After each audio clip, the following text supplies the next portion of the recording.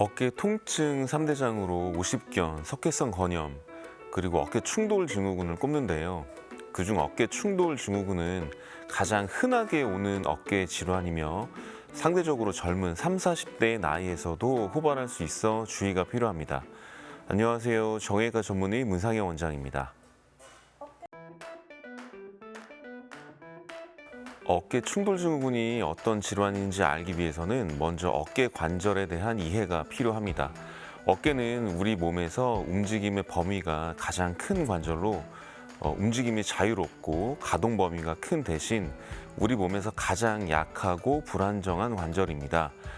어깨에서 이제 여기에 있는 뼈를 견봉이라고 하는데, 견봉과 위팔뼈 사이로 지나가는 힘줄을 회전근개라고 합니다. 회전근개는 이 견봉뼈 밑에서 여러 방향으로 수축하면서 팔을 움직이게 하고 위팔뼈를 눌러서 견봉하 간격을 벌려주는 역할을 합니다. 그런데 여러 원인에 의해서 힘줄이 견봉뼈와 서로 부딪히면서 염증이 발생하고 힘줄이 기능을 잃어 견봉과 힘줄 간격이 좁아지면 이걸 보고 충돌 증후군이라고 합니다. 팔을 어깨 위로 들어 올리는 동작을 반복적으로 하거나 팔을 일정 각도 이상 지속적으로 움직이게 되면 어깨 구조상 힘줄이 견봉에 부딪힐 수밖에 없습니다. 처음엔 문제가 없지만 오랜 기간 반복되면 가벼운 염증부터 시작해서 견봉 뼈가 자라면서 힘줄이 지나가는 길이 좁아지게 됩니다. 그리고 힘줄이 염증으로 기능을 잃어 더 이상 위팔뼈를 눌러주지 못하게 되면 2차적으로 힘줄과 견봉의 간격이 좁아져서 더 잘 부딪히게 됩니다. 예전에는 중장년층에서 빈도가 높았다면 요즘엔 팔을 많이 사용하는 운동을 즐겨하는 젊은 층에서도 발병률이 높아지고 있는 추세입니다.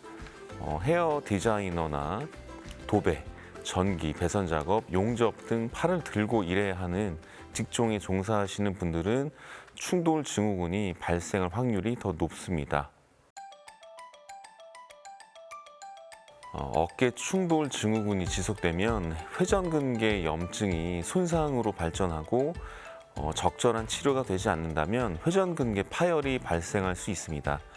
힘줄 손상이 발생하는 곳이 혈액순환이 잘 되지 않는 곳이다 보니 허혈성 손상에 의한 석회 건염도 발생하기가 쉽습니다.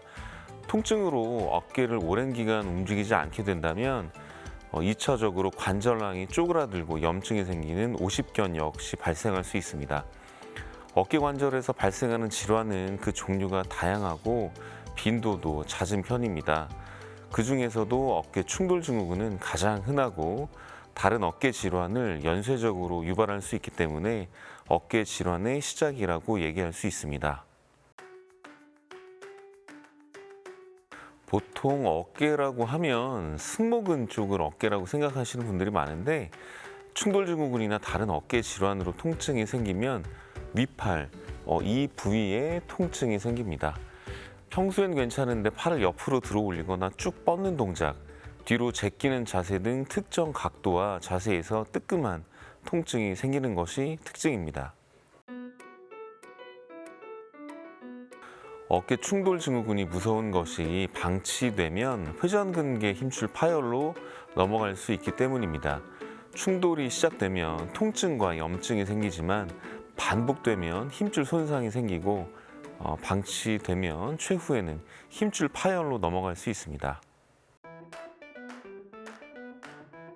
초기에는 보존적 치료를 시행하게 됩니다. 기본적인 약물 치료와 물리 치료, 스트레칭으로 시작해서 주사 치료나 근 긴장을 해소하고 정상 운동 범위를 회복하기 위한 재활 치료, 힘줄을 강화하는 운동 치료를 많이 하게 됩니다. 꾸준한 보존적 치료에도 반응이 없거나 견봉뼈가 회전근개를 손상시킬 정도로 자란 경우 관절경을 이용한 수술이 필요합니다. 염증으로 두꺼워진 점액낭을 제거하고 자라난 뼈를 평평하게 갈아내서 힘줄 손상이 진행되지 않도록 해주는 것이 중요합니다. 평소 스트레칭을 생활화하는 것이 중요합니다. 반복된 작업 전후로 스트레칭을 꾸준히 해주어서 근 긴장도를 낮춰주고 관절의 경직을 줄이는 것이 좋습니다.